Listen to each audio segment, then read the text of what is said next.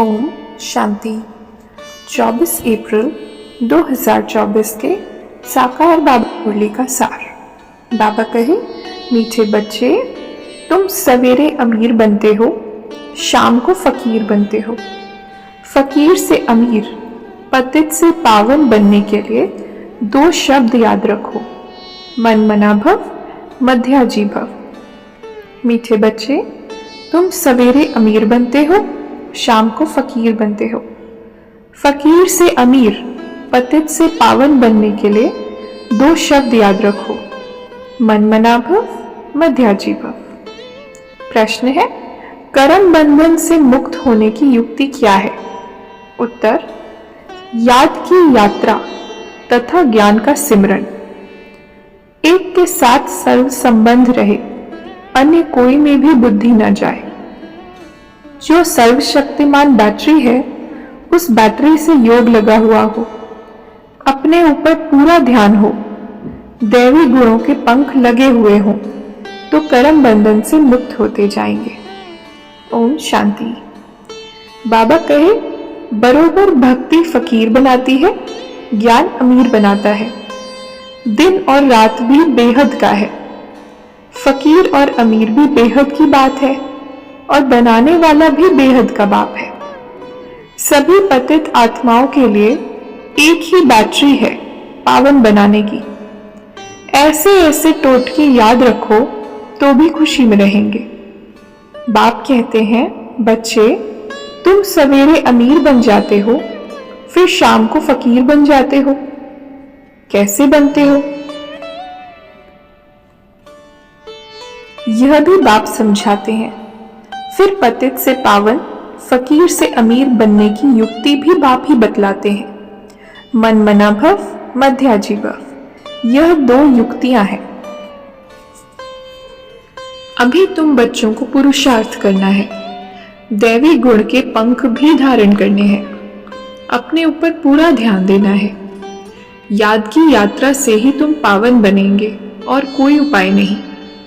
बाप जो सर्वशक्तिमान बैटरी है, उनसे पूरा योग लगाना है। उनकी बैटरी कभी ढीली नहीं होती। वह सतो रजो तमो में नहीं आते, क्योंकि उनकी सदा कर्मातीत अवस्था है। तुम बच्चे कर्म बंधन में आते हो। कितने कड़े बंधन हैं। इन कर्म बंधनों से मुक्त होने का एक ही उपाय है, याद की यात्रा। इसके सिवाय और कोई उपाय नहीं। जैसे ये ज्ञान है, ये भी हड्डियां नरम करता है। कलयुगी संबंधों को बंधन ही समझना चाहिए। जितने जास्ती संबंध, उतने जास्ती बंधन। इस समय तुम्हारा संबंध सबसे छोटा है। सिर्फ एक बाप से सर्व संबंध है। दूसरा कोई से भी तुम्हारा बुद्धि योग नहीं है, सिवाय एक के। हाईएस्ट बाप बच्चों को अडॉप्ट करते हैं। तुम ऐसे बाप की गोद में आए हो जिससे तुमको वर्षा मिलता है। तुम्हारा आपस में कोई संबंध नहीं। बहन भाई का संबंध भी गिरा देता है। संबंध एक से होना चाहिए। यह है नई बात। पवित्र होकर वापस जाना है। ऐसे ऐसे विचार सागर मंथन करने से तुम बहुत रौनक में आएंगे। बहुत बच्चे मुरली की परवाह नहीं करते हैं। बाप समझाते हैं, गफलत नहीं करो, तुमको खुशबूदार फूल बनना है। सिर्फ एक बाप ही तुम्हारे लिए काफी है, याद की यात्रा। यहां तुमको ब्राह्मणों का ही संग है। कहां ऊंचते ऊंच, कहां नीच। बच्चे लिखते हैं, बाबा, बगुलों के झुंड में हम एक हंस क्या करेंगे? बगुले कांटे लगाते हैं, कितनी मेहनत करनी पड़ती है। बाप की श्रीमत पर चलने से पद भी ऊंच मिलेगा। सदैव हंस होकर रहो। बगुले के संग में बगुला नहीं बन जाओ। बाप कहते हैं, मेरी मत पर न चल, पतित बने तो 100 गुना दंड पड़ जाता है, फिर पद भी कम हो जाता है। बाबा रोज समझाते हैं, इन आंखों से जो कुछ देखते हो वह सब खत्म होने वाला है। तुम्हारा बुद्धि योग नई दुनिया में रहे और बेहद के संबंधियों से बुद्धि योग रखना है। वरदान, परमात्म लव में लीन होने व मिलन में मगन होने वाले सच्चे स्नेही भव। परमात्म लव में लीन होने व मिलन में मगन होने वाले सच्चे स्नेही भव।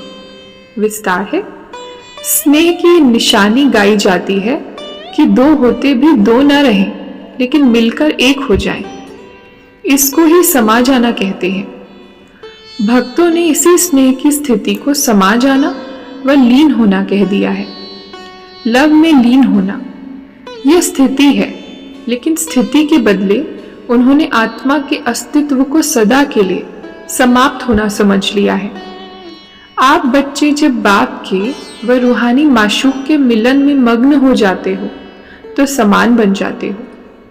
स्लोगन: अंतर्मुखी वह है जो व्यर्थ संकल्पों से मन का मौन रखता है। अंतर्मुखी वह है जो व्यर्थ संकल्पों से मन का मौन रखता है। अच्छा, ओम शांति।